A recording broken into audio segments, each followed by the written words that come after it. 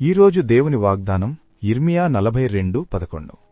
మీరు బబులోను రాజునకు భయపడుచున్నారే, అతనికి భయపడకుడి. అతని చేతిలో నుండి మిమ్మును తప్పించి మిమ్మును రక్షించుటకు నేను మీకు తోడైయున్నాను. అతనికి భయపడకుడి. మన జీవితంలో మనల్ని భయపెట్టే బబులోను రాజులు చాలామంది ఉండవచ్చు.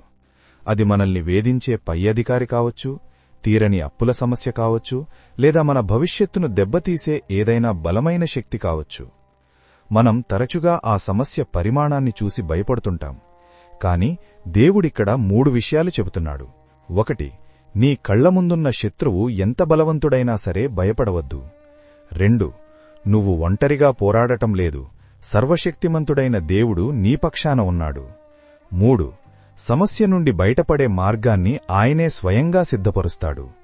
పరిస్థితులు నీకు వ్యతిరేకంగా ఉన్నా దేవుడు నీకు తోడై ఉన్నాడనే నమ్మకం ఉంటే ఏ శక్తి నిన్ను ఏమీ చేయలేదు.